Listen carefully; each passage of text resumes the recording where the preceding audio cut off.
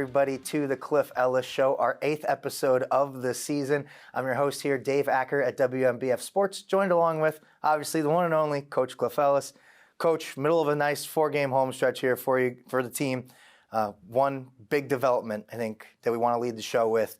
Essam Mustafa potentially getting hurt, going out for what could be the rest of the season. I mean, what can you say about Essam? Well, he had a high shoulder sprain, out for 4 to 6 weeks. Well, the conference tournament is in 2 weeks, so I think our best scenario would be some miracle happen and get him back for the conference tournament. But more than likely, he's out for the season. A big blow. He hurt it in Thursday's game against Marshall, and people could see it when he, got tangled up and he had to call a timeout. And the game was close at that point, but Marshall went on to win it. But we didn't have him for Saturday, and he's out for the season. Big blow because he was a double-double, an all-conference player, double-double, and it's a huge loss. So it changes our game plan.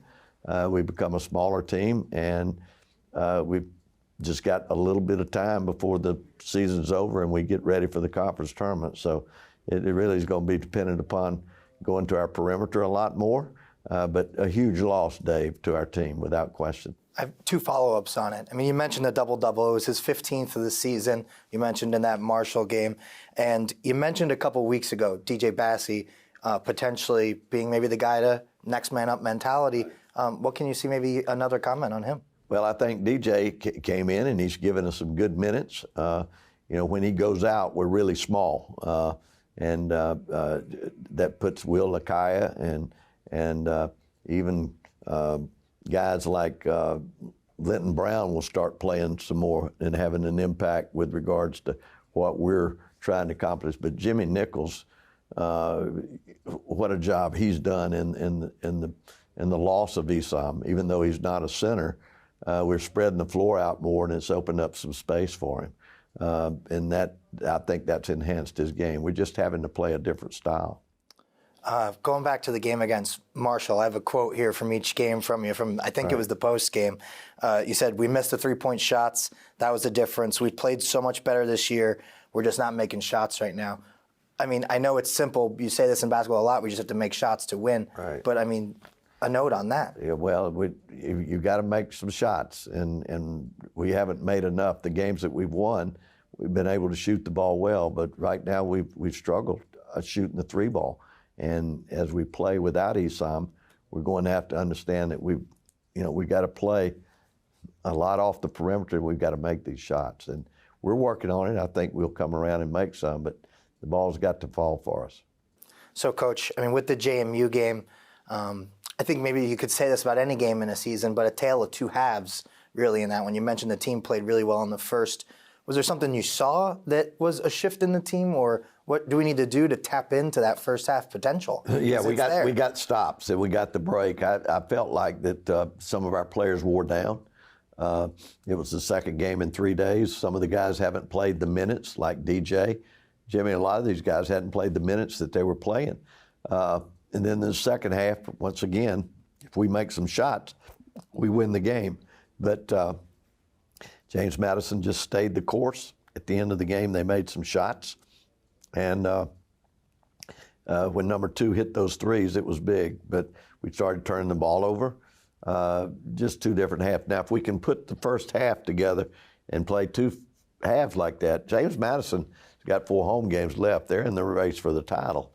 And as we talked about last week, when you take the teams in our league, the top 5 teams, 4 of them are new guys, are the new teams. And so everybody, with the exception of Louisiana, is kind of getting knocked around by these teams. So all of us have got to focus on, okay, how can we manage to overcome these new teams who have come from a little bit more tradition, made our league stronger, and made our league better, because the competition is very keen. Yeah, really stepped up a notch this year. It really did. And speaking of your team, I mean, just maybe one more thought I had with Essam going out. We mentioned It seems like this team, a strength of it has almost been that you have so many players that can get double digits on any night. Is that going to get better or worse? Maybe we hope so. More guys have more playing time, essentially? We hope so. Well, I hope I'm not jumping to conclusions. Other players got to step up, but what we're running into with all these injuries, with all these injuries is an 8-man roster. So our depth, we got to be very smart with regards to how we substitute. We don't have a 9 or 10-man rotation like we had a month or so ago. Right. So we got to use our substitution smartly. And these guys that hadn't been playing minutes, to ask them to come and play 25 minutes and increase it to 32 or 33, we've got to manage them a little bit better than we did this past week. So, Coach, just a few games left on the regular season schedule. We're going to take a look at those games coming up here when we come right back.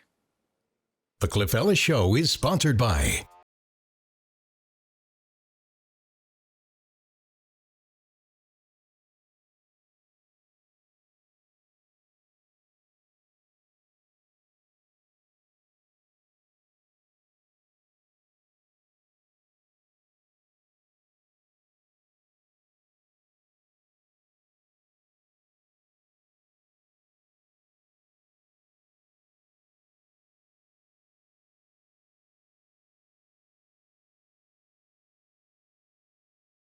Where's Olivia? Upstairs taking a bath. You think he's cute? He's in 2 of my classes. Oh, sugar, you're about to have a mess on your hands. Upstairs, you got about 40 gallons of water that's getting ready to destroy your ceilings and your floors. Olivia, tub, now. Geez, that was a close one. Glad to help, honey. But let me tell you, when it comes to those teenage hormones, you are on your own. Trouble doesn't always come with a warning. You can rely on A&I.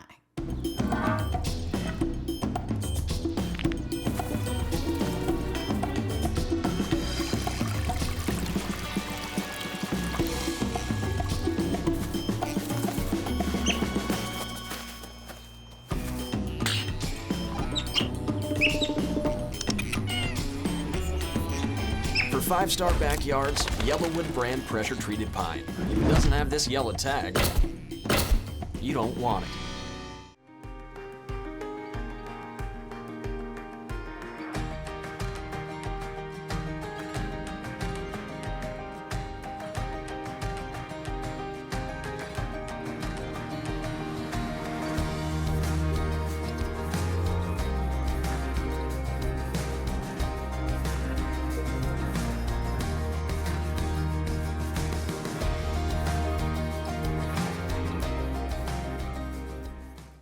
HTC is here to connect you to the things that matter most in your life. With the area's largest fiber optic network, HTC is here with the fastest speeds to help power your day. Do a little multitasking. Keep the peace. All to help your day run smoother than ever before. See how HTC is here to connect you to your world and take advantage of these great offers today.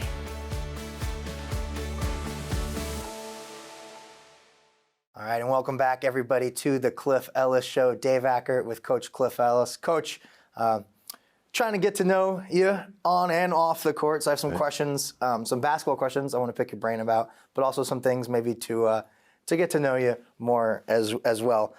First one, last week I asked about a failure. This week, maybe the best compliment you've ever received. I think National Coach of the Year in 1999. CBS AP John Wooden Award, getting an award presented by John Wooden, who was a mentor of mine. But without question, that's been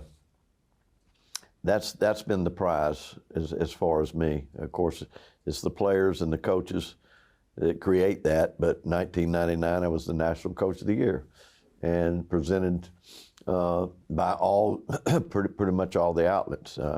We had a #1 seeded team at Auburn in the NCAA tournament. We lost in the Sweet 16 to Ohio State, and it was a great team. The Auburn team that year won by an average of like 15 or 16 points a game, which when you think about the SEC and you think of the average win, it was pretty good. So, yeah, wow. anyway, had a good group, but I'd have to say that has been the one that's been the prize for me. Specifically with college basketball coaches, notorious for yelling on the sidelines, being very, getting technicals, not all coaches, but it's what people associate sometimes. What is it about football or basketball coaching? Because I've heard in podcasts, if anyone else did that at their day job, you're getting fired for, screaming at. Right. What is it about basketball coaching that allows for that and sometimes even helps, to get a technical on purpose to fire up your team? Well, I try to let the officials call the game. I think that you have to respect the job that they do. I think that they're not going to get all the calls right. It's very difficult. I think you have to pick your moments. I always try to give the officials the benefit of the doubt. I think I've had one technical since I've been here. And when you get a technical from me, it's going to be pretty much deserved because I'm going to. These guys have a job to do. It's a difficult job. Right. I want them to call the game, and I want them to think of us as an ally instead of an enemy. I do think, because I know this can happen, if you go after the officials too hard, he ultimately has control. If it's a block charge call, and you've been sticking it to him pretty much, you may get stuck at the end of the game. And I've talked to officials a long time, a lot, with regards to how the game, and I have respect for them. But I learned a lot, Dave, in my early years, because I was a college coach when I was 26 at Cumberland College. And there was a great official. His name was Ralph Stout. He called in the Final Four. He's passed away now. He called in the SEC. He called so many games. And I was at Cumberland College, and I was jumping up and down. I was, young guy making a living. You want every call to come your way. I'm jumping up and down, and he comes by and he says, "Coach, we got this." And then the second time I jump up and down, he comes by and he winks at me. And I said, "Who is this guy?" I'm starting to laugh a little bit. He said, "We got this." The third time that I come down, he takes his whistle and he rolls it out on his tongue and rolls it back in. And I just started laughing. I sat down, and as the game went, he said, "Coach, I want to see you after the game." So I went to see him. We won the game, but I went to see him. He said, "Coach," he said, "I think you're going to be a very good basketball coach. I see what your team is doing." He said, "But you're going to totally blow it if you don't let us call the game." He said, "We're going to make mistakes, but if you'll let us call the game and you coach the game," he said, "you're more worried about us than you are what's going on with your team." And he said, "You're not going to be the best coach." I learned that. I became more patient. I converted myself back to being more like John Wooden was because I admired him too. And I always carried that lesson, and I've used that with regards to it all my life, to try to let them do the job, because I always think it's best that you try to get them on your side than to try to keep them where they're alienated against you. Right. Wow, very interesting. I have a few more questions I want to ask, but we'll save them. We have a few more weeks left in the show. Okay. So we'll talk to a couple players here in a second, and we'll be right back after this.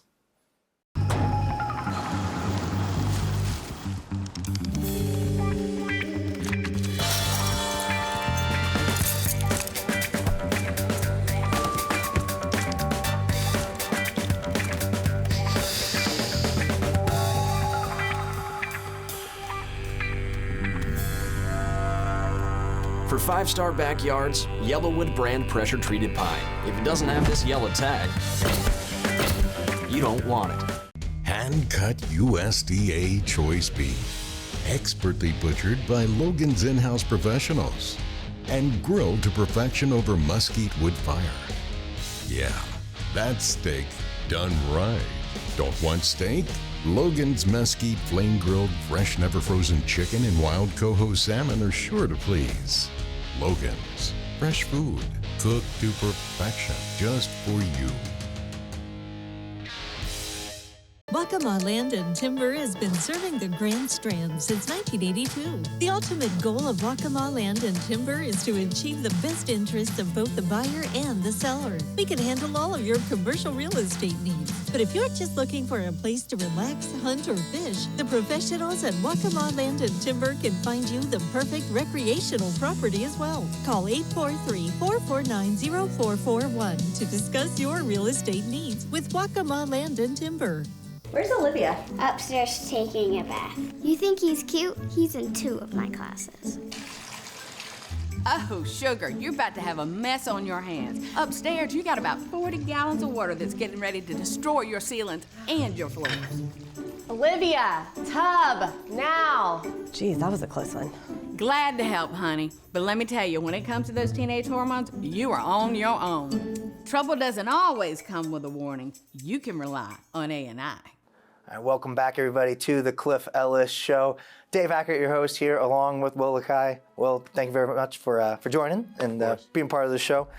I've been doing this thing with Coach Cliff now. We've been asking him questions, both kind of on and off the court, kind of try to get to know the coach behind the coach, if that makes sense. So maybe I'll ask you some of the similar questions. One would be, what's the best or biggest compliment you've ever gotten? No, just from anyone in general. I'm a pretty good rebounder, just keep crashing the glass, If we're talking basketball-wise, just be relentless and have fun. I feel like that's a pretty good compliment for me. Okay. High spirits. To the flip end of the equation, I asked him last week what his biggest failure was. Do you have one that sticks out? As of right now, I wouldn't say not necessarily, no. Okay. Not anything traumatic at this point, no. Okay. With the team, obviously tough on a losing streak here. Yeah. But there were, especially in the beginning there, a lot of close games you guys had. This game against Marshall, Andrew Taylor dropping 33 points on you guys. What is it when you go up against a team like that that's shooting really well from behind the arc and it's just not falling for you guys, but the potential's there. What? We have great potential, man. I just feel like it just comes to just digging deep and, following the game plan, listening to what Coach says. We have a problem with transition right now, so just getting better in transition and having a better attitude. One of the things I asked Coach, losing Esam now for a few weeks at best case, it seems like your team, one of the strengths, if you could make it a strength, is that you guys have 5 guys that could get double digits any night. Mm-hmm. Do you think that's going to almost happen even more now with everybody kind of getting more playing time with Esam being out? It could potentially. We're going we're having a different offense now since Esam was more of a low post presence player. So, we're getting more touches, more screens, more cuts, more actions off the ball. Awesome. Then off the court here, a couple goofy questions to end on. Favorite superhero and superpower, if you could pick one. I would say, this is cheesy, my favorite superhero is probably Mr. Incredible. I don't know why. Okay. It's weird, I love the that's a unique one. No, that's good. And if I had a superpower, I feel like I want to be immortal or something like that. What was it about Mr. Incredible? He's just tough. He just gets everything done. You know what I'm saying? He's just the man of the house type. He's just that dude. Awesome. Yeah, no, I love that. I was not expecting that. That was good. So back to the court. You guys, you end the season with 2 tough road games. Right. What do you guys need to do to try to end the season on a high note, or before you go into conference play? Like Coach Ellis says, we got to steal one. And we just got to go out there, play, and just get it done and steal the game. That's how it is when you're on the road. All right, well, thank you very much. I appreciate the time, and we'll be right back with another player interview. All right, and welcome back, everybody. Joined here now with Jamaro Brown. Jamaro led the Marshall. Obviously, you guys didn't win the Marshall game, but led the team with 16 points. I think you guys had 5 other guys, or 5 total, all with double digits. What's it like, first of all, leading the team in scoring like that on a night when pretty much everybody's getting it done? Really, Marshall's a great team, So down the stretch, it was really we were just on a mission, trying to win the game, of course, and stop them from scoring. But they're a really good team. They gave us a fight. We gave them a fight, but they put it out at the end. So.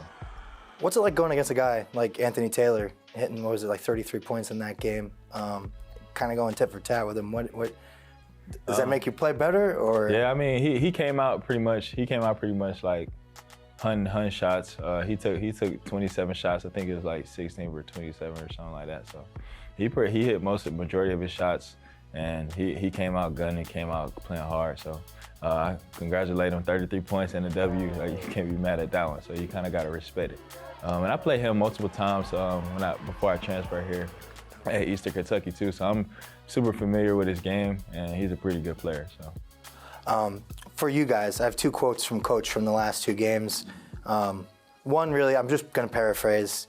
You guys played a great first half against JMU. The potential's there to put two halves like that together. Yeah. What is it that you guys just need to do to do it? I mean, really just put a whole 40 together, man. That's one of the best starts we had in a long time. And honestly, we literally showed greatness on the defensive end and offensive end, but we definitely just got to put a whole 40 minutes together.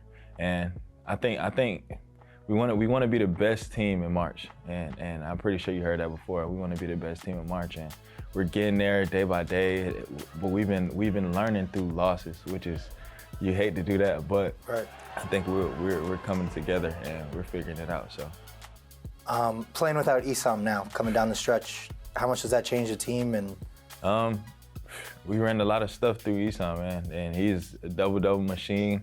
I love playing with him. But it's definitely gonna be tough, but it's just one of those things where we just gotta all right. It was one point in time where Antonio wasn't playing. There's one point in time where I wasn't playing, and now we've been having to figure it out, and you know what I'm saying? Yeah, just figure it out. So we just gotta figure it out, yeah. So. Two questions, not basketball related, or maybe the one could be. Best compliment you've ever received from somebody? I think my favorite one is probably just my smile, or you know what I'm saying, how comfortable I make people when I talk to them. That's about it. Okay, awesome. Second one, favorite superhero and superpower, if you could pick one. My favorite superhero is Flash. Okay. My favorite superhero is Flash. My favorite superpower would probably be, my favorite superpower would probably be going underwater, swimming underwater, and being able to breathe and stuff underwater. I think that's pretty tough. Like Aquaman? Yeah, exactly. All right. Yeah. Well, I appreciate the time, and we're going to have more with Coach Ellis when we come right back. HTC is here to connect you to the things that matter most in your life. With the area's largest fiber optic network, HTC is here with the fastest speeds to help power your day. Do a little multitasking. Keep the peace. All to help your day run smoother than ever before. See how HTC is here to connect you to your world, and take advantage of these great offers today.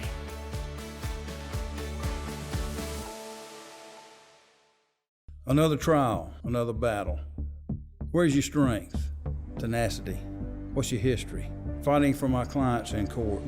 But what sustains me now is working with three of the finest individuals I've ever known. My family. There's power in family. Power for our clients. Fighting for your rights is my family's business. Britain Law. Hand-cut USDA choice beef. Expertly butchered by Logan's in-house professionals. And grilled to perfection over mesquite wood fire. Yeah, that's steak done right. Don't want steak? Logan's mesquite flame-grilled, fresh, never-frozen chicken and wild coho salmon are sure to please. Logan's, fresh food, cooked to perfection, just for you.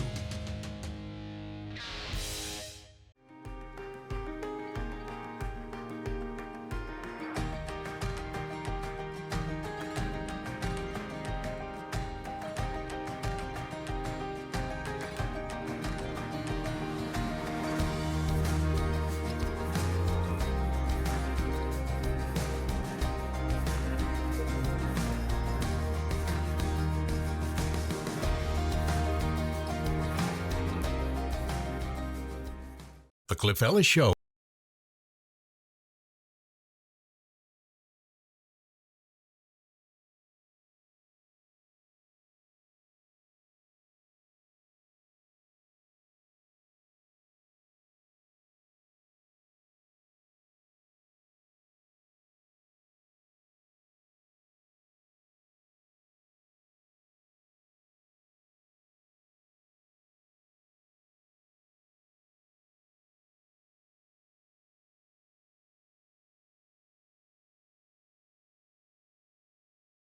Everybody to the Cliff Ellis Show. Coach, one burning question I think a lot of fans is kind of went mini viral on Twitter was a story from a few weeks ago. You ran into an old friend, colleague, player, the right word is for him, at the airport. Paul Wright, the Big Show. Many wrestling fans might know who it was. Maybe just some background behind that story and that interaction.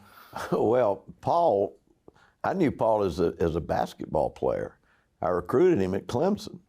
And I didn't even know who the Big Show was, but all my players did. And we were in the airport. And, the guys are coming down and they said, oh, my gosh, I've got a picture with him. I got a picture with him. And everybody's excited. And I said, well, what are y'all talking about? And they said, we got the Big Show is down there. He's the best wrestler there is. Da-da-da-da. I didn't know who the Big Show was. And so I said, he's nothing. I can take him easy. And they said, yeah, Coach. So anyway, we start. I said, what? He's at gate 36. I don't know if that's the gate, but right. We'll assume that did. So I go down and I go to him and I said, Big Show, because he didn't look like he did when I recruited him. Big Show, my players behind here, and I told them that I was going to come here and I was going to intimidate you and tell you I was going to whip your tail. And so he said, no, I don't want any part of that, Coach. I don't want any part of that. I don't want any part of that. And my players are just hooping and holler. And I said, that's perfect. He said, Coach Ellis. And now my players are really going. And I said, yeah. He says, I'm Paul Wright from Aiken, South Carolina. You recruited me, and I was hosted by Eldon Campbell. And I said, good gracious alive. He's from Aiken, South Carolina, and I had recruited the guy. He's one of the well-known wrestlers in the world. Right. And so, anyway, we had a good time, but anyway. Incredible. he went along with the gag, but he was recognizing me the whole time. As he said. And I had no clue. And then I said, well, this is an easy back down. And then after I got through, he said, Coach Ellis. And he said, you recruited me. And of course, I didn't recognize. He said, I went to Wichita State. And I'm Paul Wright. And I said, oh, my gosh. So we hugged. And it's small world. Well, I run into that a lot. I could write a book on some of the things that have happened, but that's a true story. Awesome. Happened just not long ago. Great. So let's end on, you had 2 home games here, end the season, regular season, on the road with 2 tough games coming up. Yep. What do you need to do with the team to try to end on a high note? Main thing is get ready for the conference tournament. It's all about the conference tournament. Get our guys ready. Losing ESOM, we've only had 2 weeks to get ready. This road trip's going to be tough, but it's neutral site when we go to Pensacola. Get in, try to keep our guys healthy, be ready to go the following week. Awesome. All right. Well, thanks again, Coach, for another great week, and wish your team the best of luck on the road, and we'll have much more for you next week.